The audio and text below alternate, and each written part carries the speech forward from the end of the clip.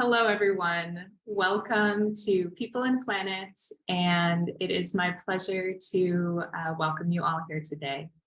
My name is Julie Hannes. I am Director of Public Interest Communications here at the Institute on the Environment, and I'm really excited for today's conversation. People and Planet is a public series that we created as a space for wide-ranging conversations about the many intersections of climate and the human and natural systems that shape our world. In our first conversation this spring, Mike Dockery, a faculty member here at the university and a fellow of IME, our institute, hosted a panel discussion about Indigenous fire in the Great Lakes region. If that sounds interesting to you, the recording is on our website. And today, as we gear up to celebrate Earth Day and Earth Week, we are going to hear from two leaders here at the University of Minnesota about the role that public research universities can play in meeting our shared climate goals. So before we start, I would like to acknowledge that this event is virtual. I and the IME offices, we are streaming from the traditional and treaty lands of the Dakota people. This is where our building is as IME, as well as the entire University of Minnesota Twin Cities. Tribes were forced to cede this land. Treaties have not been honored, and our university, as a so-called land grant institution, has benefited from this dispossession. We are an institution of higher education, and speaking for IME, we know that words don't stand alone. We also know that it is important to acknowledge both past and present injustices and the people on whose land we are living, learning, and working as we, as an institute and our university, seek to both build and strengthen relations with the tribal nations here in Minnesota. So, in today's conversation, as I said, we'll be hearing from two University of Minnesota leaders. Jessica Hellmann, our leader here at IME and director as well of the Midwest Climate Adaptation Science Center, also a distinguished McKnight University professor, and Shane Stennes, the University of Minnesota's first system-wide Chief Sustainability Officer.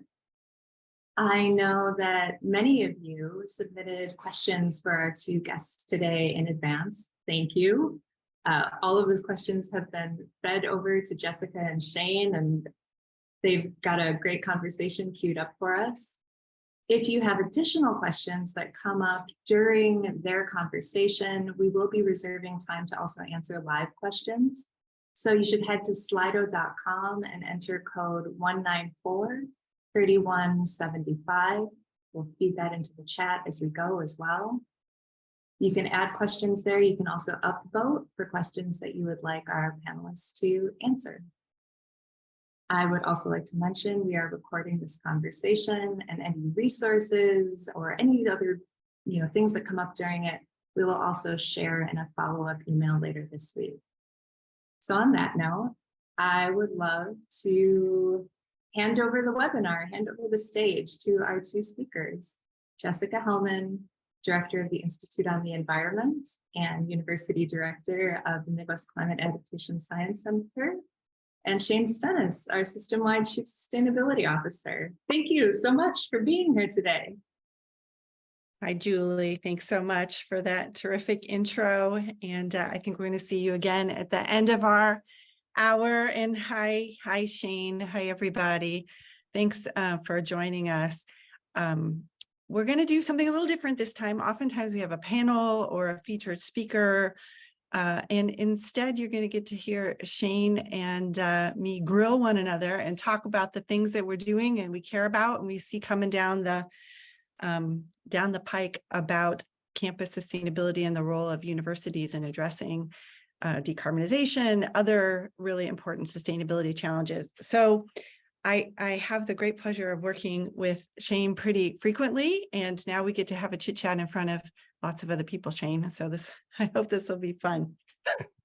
About partway through, I got some questions for you. You might have some questions for me, and then we'll open it up as to the Slido that Julie just referenced, which I understand is now posted in the chat window. So if you have a question that you want to ask Shane or myself, please type your thoughts in that Slido page. Okay, so I'm going to introduce myself. Julie did a little bit. And then Shane, I'm going to ask you to introduce you. But by way of introduction, I'm also going to tell you a little bit about what I'm excited about or kind of on my mind at the moment. And I'm going to ask you the same question. What are you excited about and what's on your mind at the moment? So as Julie said, I'm Jessica Hellmann. I have the extraordinary honor and responsibility of leading the Institute on the Environment at the University of Minnesota, which is a campus-wide, a university-wide, all of our campuses, research and education and outreach institute. So we are committed to interdisciplinary scholarship, and we like to say we are a mission-oriented organization. That means we are here to do what is necessary from higher ed's point of view to contribute to helping to build a future where people and planet prosper together. I'm also a professor of ecology, and I pursue my own research, which is related to climate change impacts and climate change adaptation. But I like to say that I'm often highly motivated by injecting myself into other people's work. And I get a lot of energy from the work that people are doing all across the university. And the thing I'm most excited about or committed to is actually the role of the university in building a sustainable future. There are so many organizations and institutions and people who are committed to this idea of sustainability, but it is impossible for me to see a path forward that doesn't include the role of higher ed, because that's where people come from who affect change and where they learn about how to do that, and where we're pursuing research that leads to innovative ideas and spin-off companies and spin-off organizations and nonprofits. And so I'm just so motivated to make sure that we show up with the rest of society on this journey that we're together. And that's what I'm here for. So Shane, would you introduce yourself and maybe tell us what you're excited about or what's on your mind about that topic? I'd love to. Jessica, thanks so much for the invitation to be here at People and Planet. I super appreciated it. I'm really excited about the conversation today. As was said in the introduction, my name is Shane Stennes. I use he, him pronouns, and I'm the Chief Sustainability Officer for the University of Minnesota system. So the university obviously is the state of Minnesota's leading research institution, a public education institution with 5 campuses spread across our state. We educate over 66,000 students every year. And have a huge, impact on the well-being and welfare of the state. And so it's a real honor and a privilege to be the first CSO for the university, and in this capacity, sort of helping effectuate change and lead the efforts that we have around this important and critical topic for the state of Minnesota and for the world. I'm excited, Jessica, about sort of higher education's place in this conversation, and we'll talk more about this in my role in a minute. Really because of how some of the things you highlighted, the centrality of higher education to the transformational systemic change that's required is, I think, has no parallel compared to any other part of society. So if we think about the transformation happening through the actions of individual businesses and organizations and companies that are out there, and through government action and civil society, higher education sits like right in the center of the nexus of those things and is the hub really of this kind of big wheel that we're trying to turn. So I think that that's a real critical part for me and what excites me about both the conversation and the opportunity. The other piece of this that I think is really unique to higher education is to kind of use some business speak for a second. We're really vertically integrated, in the sense of we have campuses that have problems that are really emblematic of problems that exist elsewhere in the world. But we also have the expertise on site. We're sort of the envy of lots of different organizations because we have all this robust expertise in our faculty and our researchers. And then we have these passionate students who are also super knowledgeable and will be launching hopefully careers and pursuits in this space. And it allows them to try it out and to have opportunities to learn and grow in a real tangible and meaningful way. So it's the intersection of these things at that local campus scale, but then also higher education's impact in that broader conversation that I think is just unique and really fundamentally potentially transformational, and if we execute it well. So yeah, really looking forward to the conversation today and to some of the questions that emerge from the audience. Yeah, actually to hear you say that too about our strengths and our assets and vertical integration, and we're going to talk about the importance of tying together research and education and our role as an institution in our communities and our state and the world. But it also does seem like now would be a good point also to mention that we do carry some significant shortcomings, and some academic institutions haven't always served their communities well. Julie referenced our land grant origins and history, and we need to carry that forward too. So we have some part of our sustainability challenges about helping to make a future that is better, and recognizing always that the university hasn't been, we have improvements that we can make. We need to draw upon our strengths to build a better future. So we have a bunch of questions that we received in registration. I think we've got 3 or 4 different areas we're going to chat about. Shane, I'm going to reference that Slido again, which including the access code correction. So folks, be sure you use the second code. And actually, Shane, I want to start by talking about you in this role, and what the heck is a Chief Sustainability Officer anyways. You have been at the university for a while. You were previously serving as in the Sustainability Officer role for the Twin Cities. And the university just recently, under the new strategic plan, created the role of Chief Sustainability Officer, and you applied for and successfully competed and now have taken on that role. So how's it going? That's a great question. It's going, so the short answer is it's going well.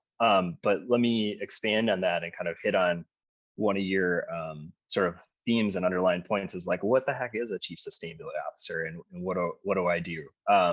So these types of roles, just to use a shorthand of CSO from here on out, because it's a lot easier than saying the whole mouthful of my title in one fell swoop all the time, is really focused on, it's a new role in a lot of organizations. So that's the first thing to say about it, is I think that this is an emerging title. We see lots of comparable roles in the private sector and in government and in other public sector entities starting to emerge as sustainability as a function becomes more established. I think we're moving out of that sort of nascent baby stage as a function that sustainability has been in for the last decade or two, and really starting to emerge as a core part of a modern organization, and whatever that entails.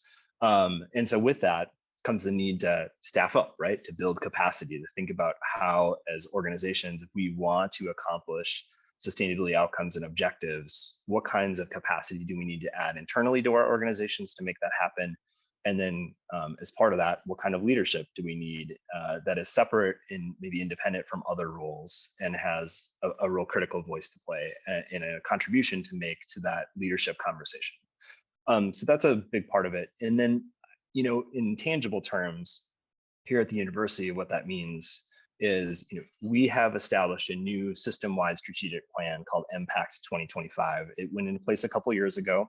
And in that plan is a goal to build a fully sustainable future. So a large part of what my role is about convening people across the organization in various capacities to think about, what do we mean when we say that? What do we mean by a fully sustainable future? What does that look like? How do we define it? And then how will we go about accomplishing it? What are we going to do to drive forward those outcomes around building a fully sustainable future, not only on the campuses across the state and in our facilities and operations, but also through our extended impacts, because of the research we do, because of the students we educate, and the outreach and extension work that we're doing across the state of Minnesota. How do we translate, that aspiration, that vision, into a tangible thing that Minnesotans and communities beyond Minnesota can benefit from? And I would say, like I said at the outset, it's been going well. I've been spending time getting out and meeting with people across the university system to really understand what they're working on already. I think that there's a lot of fantastic work going on around sustainability across the university. And sometimes that doesn't get visibility. And so partly it's about just understanding what is already happening and how do we bring more visibility and attention to that work. And then asking those same people what they think our strengths are that we want to build from, and where are some challenges that we have, and how do we address those challenges as we continue to implement this goal and advance this work? So those are some things that I've really been focused on and trying to draw in this first. I'm approaching a year. May will be 1 year since I was appointed in this role.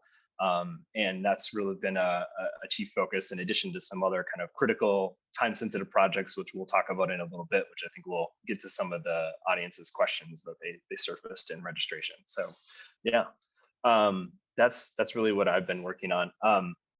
Jessica, if you don't mind, I'm going to flip the question back to you, because while you've been in your role for a while, I imagine there's people who have joined the webinar today who maybe this is their first interaction with the Institute on the Environment. And you talked a little bit about this in your introduction, but I'm wondering if you could expand a little bit about what I&E is, and then also specifically, like, what is your role as director? What are you seeking to drive forward, and how do you make that happen? Mm-hmm. Well, I came here to the university in 2015. I still feel like I haven't been here that long, but actually, the pace of academia and the sort of turnover in administrations and things that happen, I'm now I feel more senior. I'm holding institutional memory to some degree. I guess I'm not a new person anymore. Actually, to hear you talk about the CSO role, again, a new one, I just really want to hit on the value. When we have a CSO, we can do more campus coordination. That's an important part of the Institute as well. The Institute on the Environment is not part of a college, it's part of the university as a whole. It started in the provost's office, was moved over a number of years ago to the vice president for research office. So we also have a reach across campuses, and we're really committed to enabling the distinctive work that happens in those places, in those different places, and connect them to one another. It also strikes me, you coming the chief sustainability officer, we often think, though not exclusively, but we think of that as coming from the operations or the facility side of the university, about how the university does its business. I typically live on the academic side of the university. So I think about research and education and engagement, thinking about how do we take the products of our labor here at the university and put it in conversation and in use and collaboration with people outside the university. And what I'm most excited about the CSO role now, and you and me having a chance to work together, is our aspiration, as you were just describing, to really increasingly integrate the fact that we are a living, breathing university with buildings and energy and people and infrastructure. Lots of opportunity to be demonstration projects, a place where demonstration takes place of new ideas. And we're in the business of discovery and innovation and learning. And we'll be strong when we do all those things together.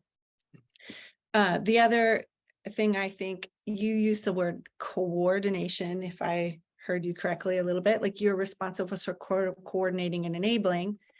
I would say the Institute, the way I describe, we're not in the coordination business. We're in the catalyzing, celebrating, collecting, energizing business, if you will. So we are here to serve the people at the University of Minnesota, students, faculty, staff who are doing work on environment and sustainability, and we want to help them be successful. So we do things like fund research projects, and we do a lot of leadership development, both inside and outside the university.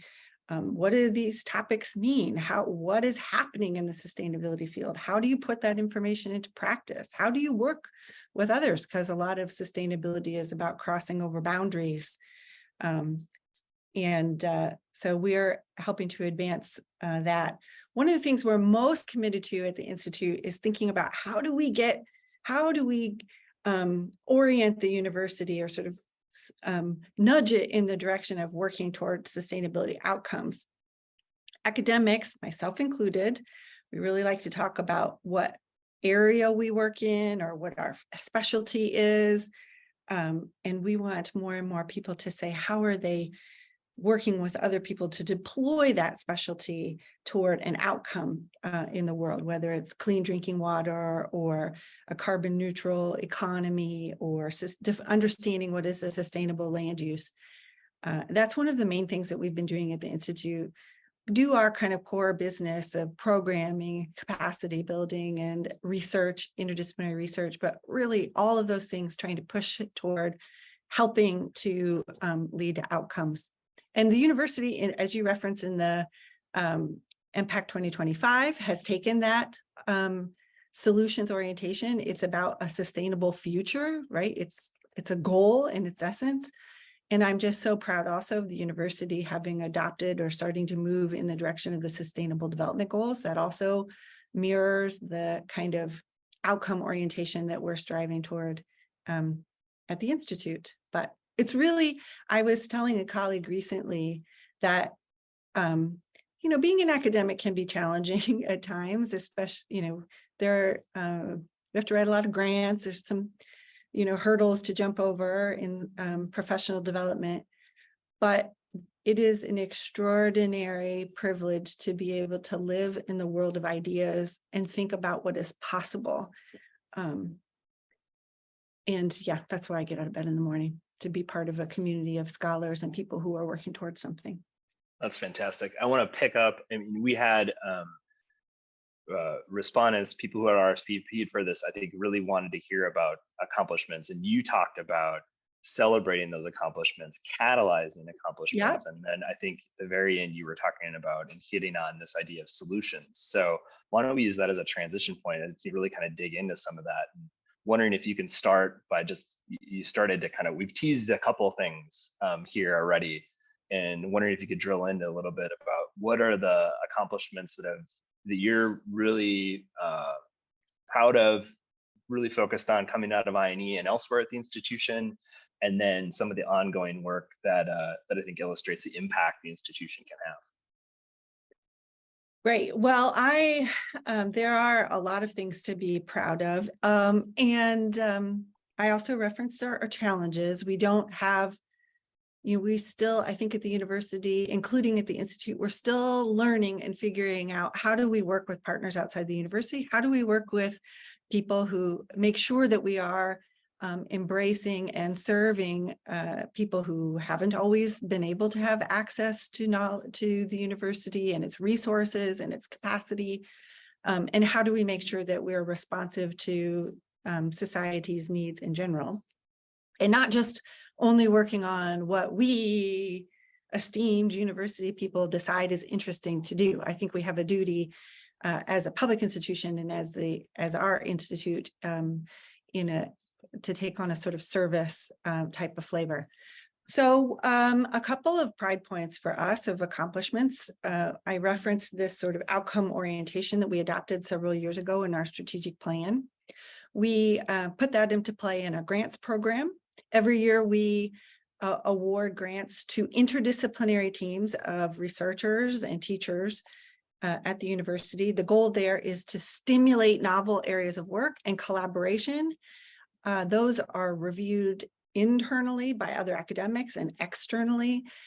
We require that all of those funded projects have an external partner. So they have to have someone outside the university that they're working with and who is saying, yes, this is knowledge that I want and can use and I want to be part of producing. So we've now had successful projects from those rounds of grant support. So for us, success looks like those teams stick together. They do more work together. They might get some external grants. They solidify the relationships that they bring. So we now see richer partnerships and more authentic collaboration with some external partners. And then we see outcomes and impact, whether that be facilitating the implementation of battery technology in communities across Minnesota, or we see the outcomes of some programming we've done with energy leaders and policymakers across Minnesota, where we've been working with international partners and specifically with Germany to help bring about knowledge and awareness that they then use to drive their own policy ideas and solutions. So those are a couple. I know you and I are also helping to create and staff up and steward the new system-wide sustainability committee, which is part of the new Impact 2025. I know that the university, through the Office of Sustainability's leadership, met its 2020 carbon goals ahead of schedule. That's definitely something to be proud of. So there are a few kind of topical areas where we have pride points. How about you? No, I think you had mentioned the grants. I think that's such a hugely impactful thing. And it's been really, I was involved and engaged in reviewing those last year and doing the same for this year. And it's amazing to see the quality of proposals that are coming out. And then to your point, seeing those teams go out and then work with community to have impact has been really, I think shows in a real tangible way how the university can do things in a way that matters for both internal and external stakeholders, and really has that ability to drive the transformational change that we're looking at, because it's happening at all scales, right? I think one thing that I'm prone to do sometimes is think about transformational change and think it has to be big. And the reality is, we need to have it happen at all different scales and in all different types of environments and contexts. And so we really need to be facilitating that work. So I'm glad you brought up the grants. I think that that's a really important one. The other one that you had alluded to is, sort of what the university has been able to do on its own campuses in terms of climate and climate change and addressing the causes of climate change. So many people don't know this. I think it's like one of the best kept secrets of the institution, is that the university has long had a pledge to demonstrate leadership on climate change through direct action. So in 2008, the university as a system had joined something called the American College and University President's Climate Commitment, which is now referred to as the Climate Leadership Commitment. And it's a pledge of higher ed institutions to reduce the emissions from campus operations that contribute to climate change as quickly as possible, and then to integrate climate change and climate solutions into research and teaching activities. And when the university signed that pledge in 2008, the honest answer is no one knew how we were going to go about doing it.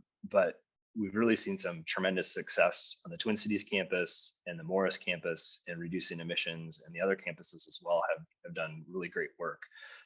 Twin Cities campus reduced its emissions over 50% in a little over a decade. Morris campus is completely carbon neutral in terms of purchased electricity at scope 2 emissions for you greenhouse gas geeks out there who know your scopes and your protocol.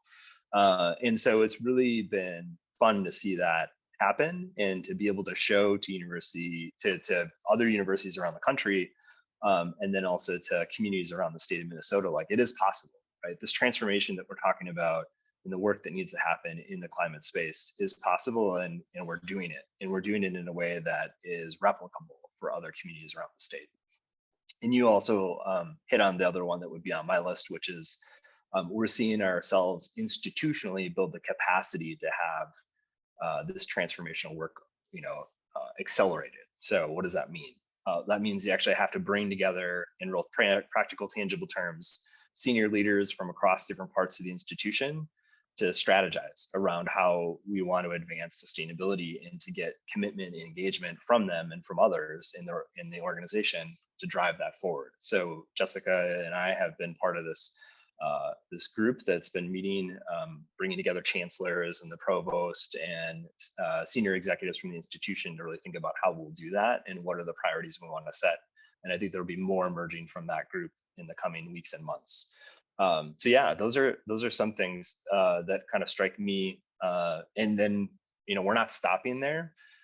From a campus perspective, all the campuses across the university system are going to be engaging in updating what we refer to as climate action plans.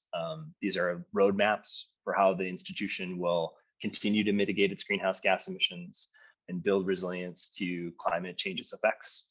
Because we're place-based institutions, we can't go anywhere, so we have to adapt to what climate change is going to bring us. And we really have to work on actively, swiftly, strongly mitigating the emissions that contribute to climate change. So those plans are in development. The Twin Cities campus will be bringing their plan to the board in May.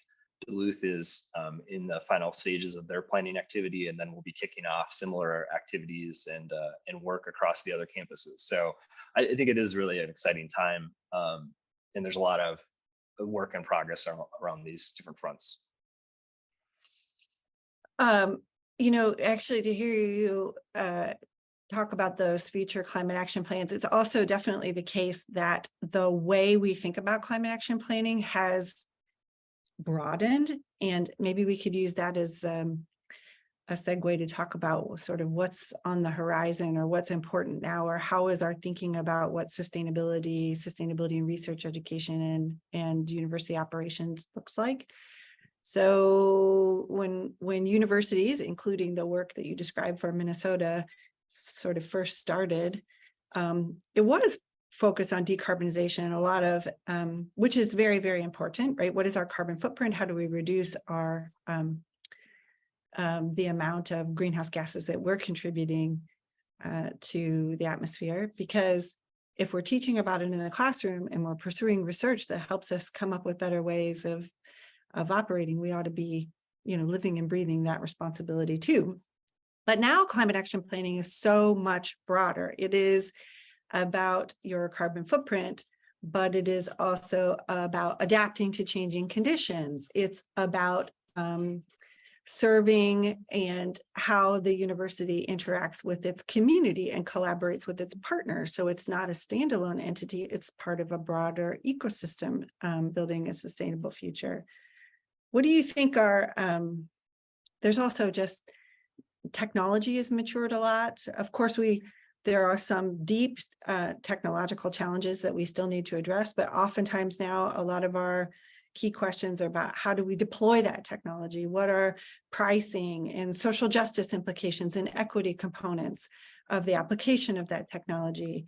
We have new state and federal policy. There's just so much going on. So while we can feel good about our accomplishments, the scope is broadening and there's a lot of new things coming on the horizon. So what do you think are some of like the big trends or big questions or unknowns, things that we need to now set our sights on, come to understand through our research, and then take action on? Mm-hmm. Yeah, I think you really hit on a lot of them, especially in that climate planning space.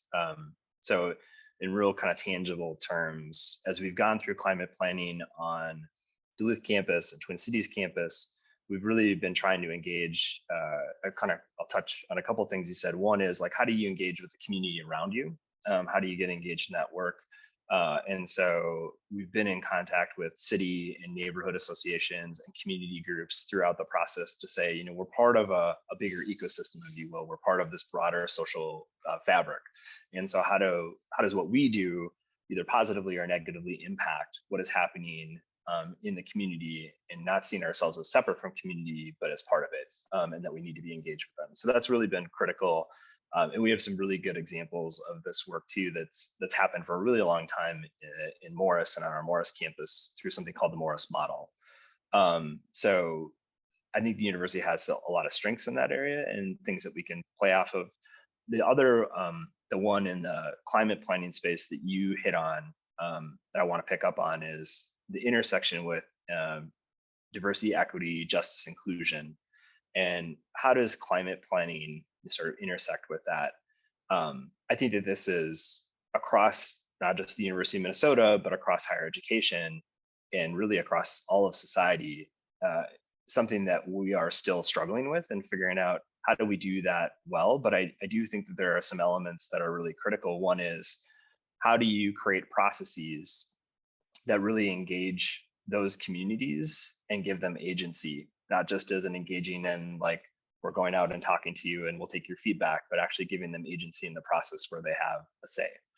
I think the other thing that's really critical is we have to recognize sort of that history and legacy of environmental injustice that exists. The university's part of it. Maybe some people know this, but I imagine many don't. Most of our university campuses and even several of our research and outreach centers are in areas that the Minnesota Pollution Control Agency identifies as areas of environmental justice concern. And so there's pollution that these communities are exposed to, and they often are high concentrations of either people who are below a certain poverty threshold or have a concentration of people of color in those communities. And so the university, by taking action on climate, can reduce air pollution that impacts negatively those communities and those people that are living there.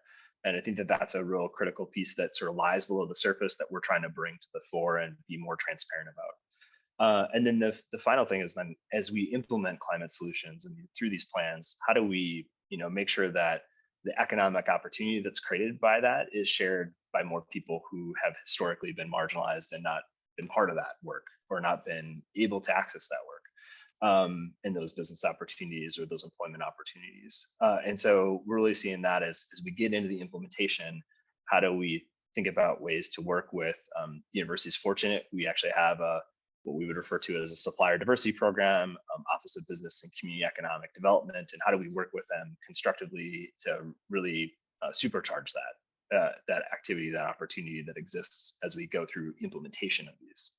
So those are some things that I think strike me as, sort of opportunities specifically within that sustainability space. Mhm. But I don't, what kind of springs to mind for you as you think about some of those bigger trends, bigger challenges outside of maybe of climate or maybe intersecting with climate that impact other areas? Yeah, I hear your response, which often has, in some of the things I have said also, are kind of process oriented. It's about how do we do our work? How do we fund our grants? What does it mean to be interdisciplinary? We have an army of, we have a group of extraordinary researchers who are based at the Institute and in our affiliate networks, more than 200 people who are committed to interdisciplinary scholarship. We think a lot about how are we enabling those people. It's kind of process oriented, right? Leadership development.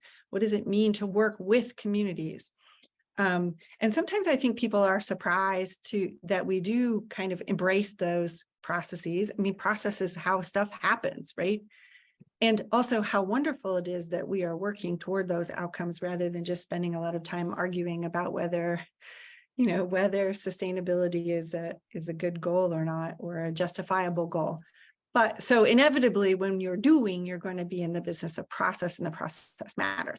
But there's some other stuff, just sort of topics that I think are especially cool or interesting that's coming along. Definitely the academic and application and scholarly notion of what is climate justice. It's a rapidly evolving social movement, which is very interesting to both participate in and to analyze and to study and to understand how we contribute to it and be a positive force. There are some cool things like when we talk about electrification, what does that mean? There are some technological issues about how we need to think about taking clean energy and converting it into other things. There's this notion called power to X, which I've learned a lot about myself, being part of other people's research, which was really interesting. Thinking about how in the energy transition, do we couple urban and rural environments toward economic development? I think that's really interesting. Yeah, there's a lot of stuff. Climate adaptation, of course, what it means to live with climate while at the same time trying to reduce greenhouse gas emissions, and the really interesting work that's happening at the intersection where we use natural ecosystems to help us combat climate change, something called nature-based solutions, which we're really committed to here at the university and the Institute. So there's so much interesting and important work we're both applying and discovering as we go along. Okay, I think I do want to talk a little bit more about, Shane, how we have talked already a bit about process and higher education. I think sometimes people assume what's going on at the university is a bit of a black box. You and I we're both arguing that what happens here is a critical ingredient into our solutions-oriented framework and how society does implement things, from public health and medicine to public policy, lots of things that have origins and ideas and people who come from the university. So let's hold on to that idea, because I think people still want to hear a little bit more about how, what specifically we're doing. But I'm getting a text message here from Julie Hannes, who's still there, telling me, let's move to audience questions. So I have a couple of audience questions. Are you game for that, Shane? Yes, that sounds great. Yep. Okay. Shane, you already addressed some of this, but the sustainability movement has been poor at including diverse members. And in fact, I'm paraphrasing here, but I'm going to add in also when we think about environmentalism, it's often been a kind of white initiative or associated with not inclusive of people of color and marginalized communities. So how do you plan to actually boost diversity? So we talked about working with external communities. What about internally here to the university, becoming more diverse? Yeah. So one, I'll say I'm in a learning mode, and I think we all are, and want to hear suggestions and ideas about that. So if audience members can, have thoughts about that, we'd love to hear them. The other thing I would say, that we're prioritizing right now is, this is going to sound, again, very process oriented, but a lot of active listening to figure out how people want to be engaged, and also to understand better a little bit about language and how we communicate about things. I think really has spoken to a very particular niche interest in part of this. At Expand, Jessica, sort of the characterization about who has been excluded from these conversations to include people who are less affluent, right? Have not been really engaged. I think rural communities have not been engaged. And so how we talk about sustainability and how we want to advance this work really matters. So what does that mean in practical, tangible terms? When it came to climate planning for the campuses, we've really been out there trying to engage with different groups that have historically not been part of this process to ask some of these questions. That is everything from like the university's diversity community of practice to Circle of Indigenous Nations and to other sort of constituencies that are representing either or organizations that are composed of primarily BIPOC voices, or maybe are representing different parts of the institution that have not been engaged in this work before. And recognizing that it can't be like a one and done, right? It's not something that we do and then move on, but it's about building a relationship that is constructive over time. The other thing kind of that I'll just highlight is the university has something called the Sustainable Development Goals Initiative, which uses the global goals to engage in work around these 17 SDGs and how will the university impact and effectuate positive outcomes. And that language, speaking of language, I think really resonates with lots of different audiences, because people have a hard time maybe seeing themselves in climate, but they might really resonate with, I really want to solve hunger in my community, right? And that is a sustainability issue. And so by using that sort of more comprehensive framework, I think that we are able to engage with people in ways that we haven't been able to before. Yeah, I think, Shane, I will just add at the Institute on the Environment, we are a scholarly community. We are obligated to be inclusive of all people, all ways of knowing, all disciplines are welcome. And we have the university in general, but also specific to the Institute, we've been working very strongly on DEIJ issues, and there are so many different dimensions to what that means to increase the diversity of participants in our scholarly community, people who work here, and also the organizations that we work with, and including the ability for people to access resources that we deploy here at the university, which is in and of itself a kind of form of power. So I think that inclusion is really important. For myself, I always acknowledge that I have learned a lot. For me personally, I've learned a lot in the last decade about how environment and sustainability issues, just from where I come from and how I have approached these issues, about how important they are and intersecting at so many things. And the SDGs do a really lovely job of characterizing that, right? So when we talk about climate, we are also talking about poverty, we're talking about racism, we're talking about feeding ourselves, we're talking about economic opportunity. And you can't just put sustainability in a little box and say, oh, those are environmental issues. Right. They affect all people, and all people need to be part of discovering the future that we want to pursue. Oh, okay. Next question. Extension. Is there a role for University of Minnesota Extension in reaching sustainability goals? And this questioner says, for example, master gardeners or master naturalists or other extension outreach programs. Well, I'm happy to take a first shot at this, Go and I'm for sure it. you have some thoughts on it too. I'm the one Ab- voicing the question, so you have to answer. well, that's fair. Absolutely. I think that that is a primary way that people in communities around Minnesota interact with the university. Those are absolutely areas where sustainable practices, sustainable ways of thinking are part of the curriculum, part of the content that's getting delivered. And so I think that they are a powerful engine for us, a real unique tool. Not every university obviously has an extension service. Like you think about the Minnesota state system, they don't, they are not the university, they're not the extension agency for the state of Minnesota. The University of Minnesota is. And so they absolutely are a critical part of this. I think the question is like, how do we as Jessica and myself and others in leadership positions, how do we support you in doing that work? Yeah. And I think that's a little bit unanswered for me, and something that I am hoping to get more into in year 2 here as I enter this next year of this role, is really thinking about how do we work with extension more proactively on this space and support the work. And I just will say this as a closing comment. There is also I know some new models and new kind of thinking about new extension programs or offerings. I know one that we've been talking about with state leaders this year is this, kind of climate extension sort of activity and opportunity through the Climate Adaptation Partnership. And so I think that, yes, there are really powerful ways that extension through existing extension programs and potentially new ones could have a real strong impact. Yeah, I often also appreciate, it's called extension, but this extraordinary university leader, Kathy Drager, when I first showed up at the university, she talked to me. She runs something called the RSDP, Regional Development Sustainable Partnerships.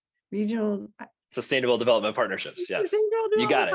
Yes, RSDP. Kathy told me that RSDP is also, which is part of extension, is about instention, that it's not just the university going out into communities and spreading its knowledge and wisdom, but also bringing that need and questions and inquiry back to the university so that we can make sure that we are well connected to what needs are and questions are and desires across the entire state.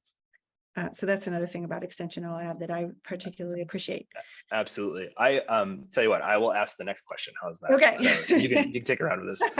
So this is for both of us. How do both of you conceive of sustainability on campus beyond the STEM fields, specifically thinking about education for students in all disciplines and majors? Okay, so is sustainability, does it live within the domain of STEM? STEM meaning science, technology, engineering, and math? No. And the Institute on the Environment is proof of that. When the Institute was formed now some 15 years ago, it was created as an interdisciplinary entity because environment and sustainability issues don't live in any particular discipline. We love and embrace and have lots of activity, for example, with our College of Science and Engineering colleagues and College of Biological Science colleagues and other people in STEM fields doing really important work. But it's not just technology that is our answer to our sustainability challenges. A lot of it also is economic, sociological, anthropological. It's about our understanding of ourselves. It's humanistic. And also discovering our path, learning from one another is really kind of a path of self-discovery, which is as much about the human, again, humanistic side of things as it is about science and technology. Personally, in my own work, I'm very interested in how scientific considerations, like our understanding of how climate impacts ecosystems, for example, or say interventions or management techniques that we might discover through scientific experimentation about how we might manage ecosystems, for example, to adapt to climate change. I'm very motivated by that work, but we also have to ask really alongside of that questions about what are our social objectives? What do people want to see from their natural resources and ecosystems? Is it changing climate? What are people, how do we pay for it? How do we judge the efficacy of various approaches? So those reach well outside of STEM fields. I'm elaborating on this point because I feel pretty strongly about it. But I think this is also, it takes all types. And this is also where, as a university, we really need to lean in. We are so fortunate to have strengths in all different fields, and we need to make sure that they're all in play. Yeah, I think that. Couldn't agree more. I would just add the sort of personal level that this is a subject matter and topic that should engage the whole of the institution. Yep. And I think my sort of personal lived experience is a reflection of this. I have a undergraduate degree from a liberal arts institution here in Minnesota. My major is not a STEM field. My major was political science and international relations. I have a master's degree in business. I am as far removed from STEM as possible. And I think that these disciplines that I came up through, and humanities and other aspects of this institution that fall outside of STEM, are key, essential. It cannot just be a STEM conversation. If it is, we will fail. So, but STEM is important too. It's a both and, not an either or. Well, and yes, despite your, with your political science degree, you're still right in there talking about battery technology and solar panel coatings and all kinds of fun technical issues too, right? Exactly. Combined heat and power plants, all kinds of technical things. And it's really the connectivity of them. I think that's really important. Okay, let's talk about accountability. To whom are we as an institution? I'm happy to talk about the Institute, what we're accountable to. What are your accountability measures, Shane, specifically with respect to university sustainability initiatives? And then how do you know, what in that accountability, how do we know if we're making progress, and how does that reporting and stuff like that work? Yeah. So personally accountable, I report up through the vice president of university services and senior vice president for finance and operations. And so institutionally within the organization's hierarchy, if you will, that's where I sit, and I'm accountable to those leaders and to the president. And ultimately accountable to the strategic plan. If we're not advancing progress on this building a fully sustainable future goal and the actions that are identified in that plan, then we are failing at what my office and what I'm working on. In a broader view, institutionally, I think that there's lots of opportunity for us to improve our accountability and our measures of progress on this.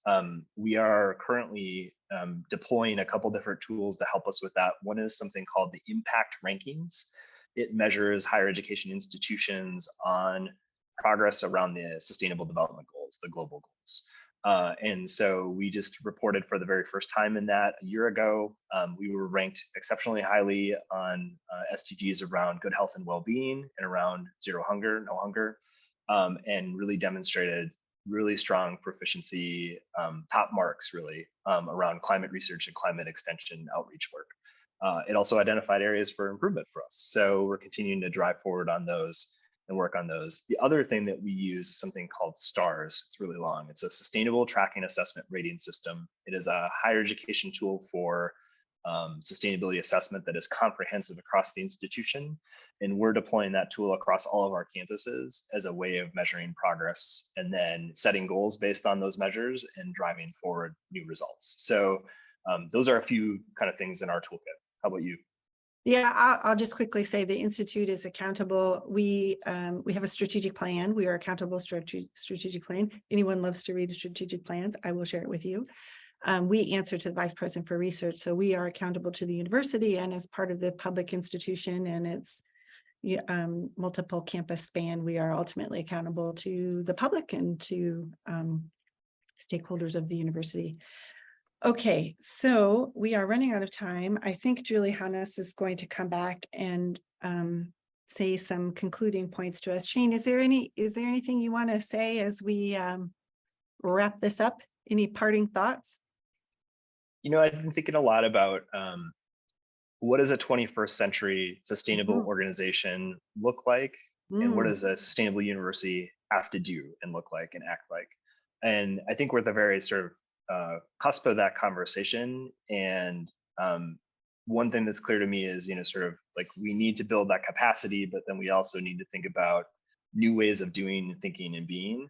And so being engaged in discussion like this and with the university community around this topic is something that I both want to invite and welcome other people into the conversation. So encouraging people to reach out, and let's continue this conversation and the discussion about where we need to go and how do we accomplish this transformational change that we're striving for.